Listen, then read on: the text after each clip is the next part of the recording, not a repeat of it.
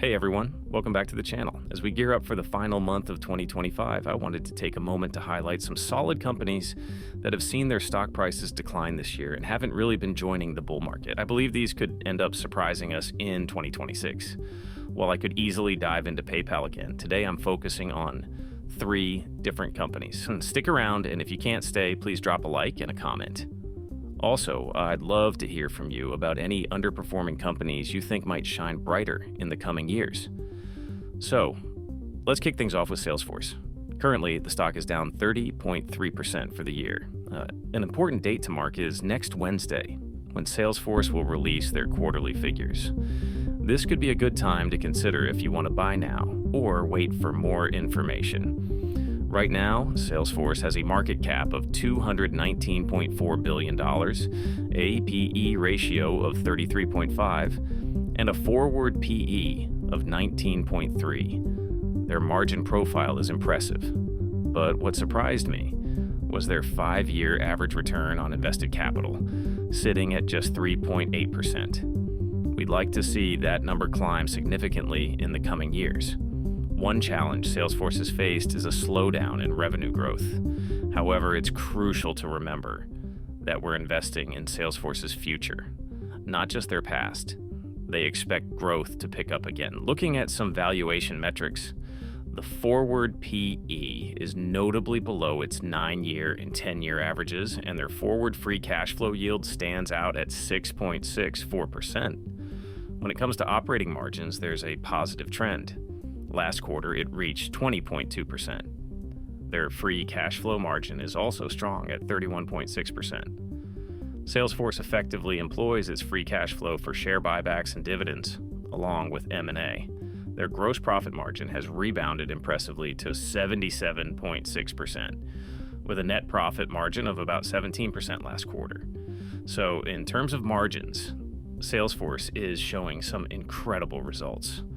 Although the 5-year average for return on invested capital was low, looking at the last 12 months, it has improved to 7.6%. Let's keep exploring what the future holds for these companies.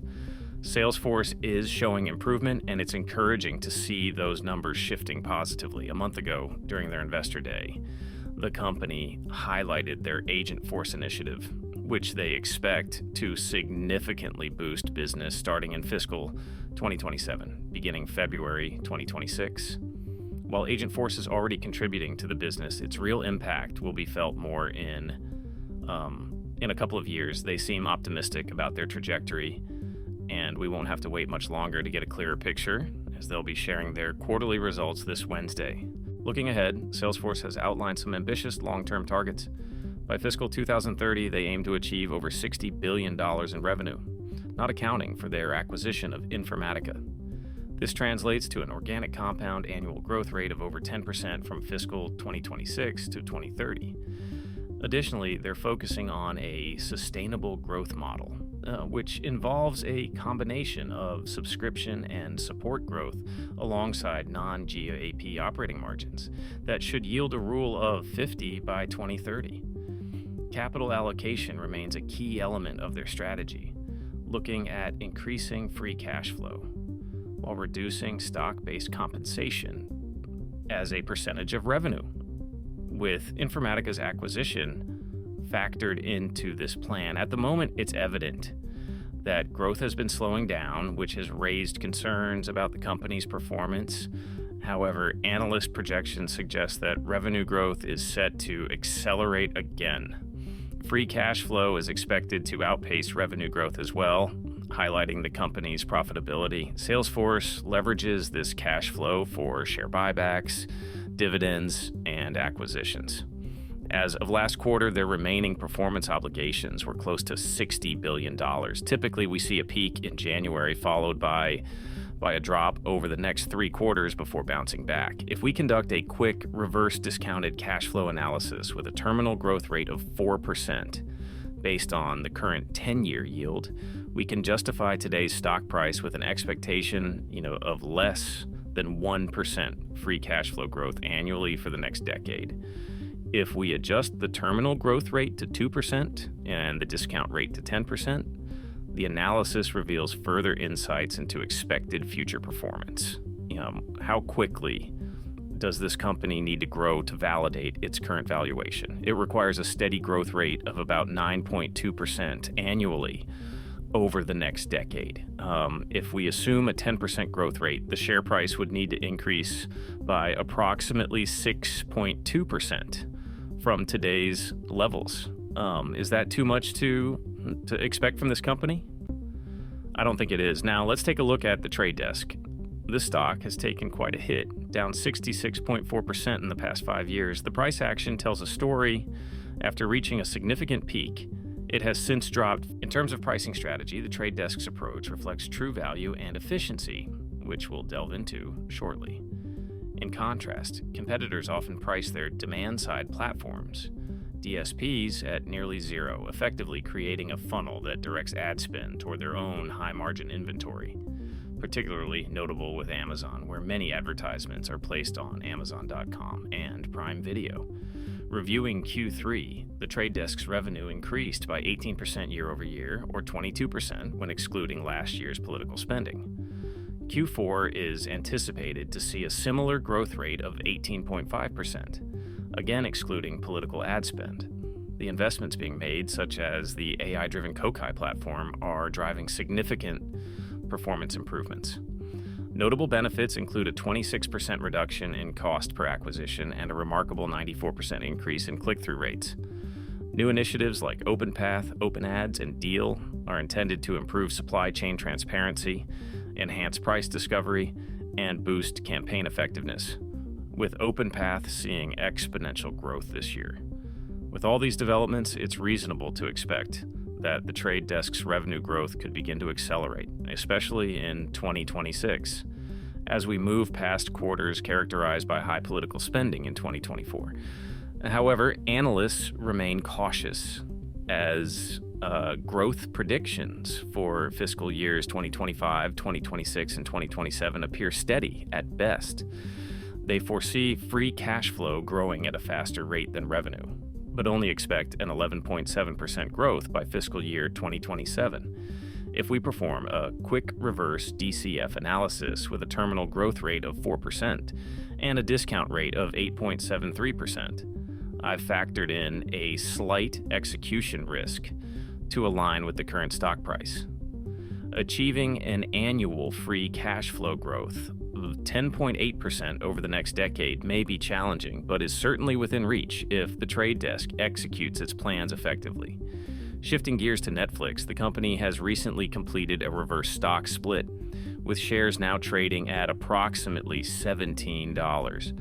This year, Netflix stands out among its peers, currently boasting a strong performance with a 21.5% increase year to date. However, it's worth noting that the stock is experiencing a significant drawdown, nearly 20% from its peak last June. As a major player valued at $455 billion, Netflix displays solid margins across the board, which I'll delve into shortly. Its current trading PE stands at 45 times, while the forward PE is at 35.1 times. Analyst average price target is notably optimistic, sitting 134.4% above its current levels. When comparing growth prospects, Netflix is still projected to expand its top and bottom lines at a faster pace than its competitors. In terms of forward PE ratios, we see that it is considerably lower than the nearly 10-year average. The free cash flow yield on a forward basis is 2.46%. While there have been inconsistencies in free cash flow, the PE ratio close to 45 times is lower than the historical averages, yet still reflects a healthy outlook. Examining the last 12 months, Netflix's margins have consistently improved. Operating margin is now at 29.1%. Free cash flow margin is at 20.7%. Gross profit margin has reached 48.1%, and the net profit margin stands at 24% as of the last quarter. The return on invested capital is an impressive 22.7%. Last quarter's revenue met expectations, and the operating income surpassed forecasts, aside from a one-time Brazilian tax that won't significantly impact future performance. Analysts anticipate Netflix will more than double its revenue by 2025, with estimates for 2026 reaching approximately $44.5 billion. The Brazilian tax expense will span from 2022 to 2025, but analysts project a solid revenue growth of 15.5% in fiscal 2025, slowing to 13% in fiscal 2026, and about 11% in fiscal 2027. Notably, free cash flow is expected to grow even faster, 29% in fiscal 2025, nearly 35% in fiscal 2026, and around 19.5% in fiscal 2027. Conducting a quick reverse DCF analysis indicates that to justify today's price, Netflix would need to grow its free cash flow by 14% annually for the next decade. I believe that's certainly achievable, and analysts foresee growth rates exceeding that over the coming fiscal years. As we look further ahead, growth rates are likely to taper off. While one might express concerns about terminal growth rates, I would suggest a conservative 3% for Netflix. If we apply a discount rate of 10%, we arrive at a required growth rate of 22.5% to justify the current price. This requirement decreases to 17% if we adjust the discount rate to 8%. Overall, Netflix remains an exceptional business that continues to enhance its value over time. I believe the expenses associated with content creation will decrease due to AI advancements. Whether you're a fan or not, I see this sector growing and expanding. Sure, there's a model supported by ads, but if you're not a fan of ads, you can always opt for a premium option. And for those who don't mind, ad revenue will continue to be a significant income source. As for my rankings of the companies, I'd currently place Netflix at number 1, followed by Salesforce and then The Trade Desk. I'm curious to hear your thoughts, so feel free to share in the comments below.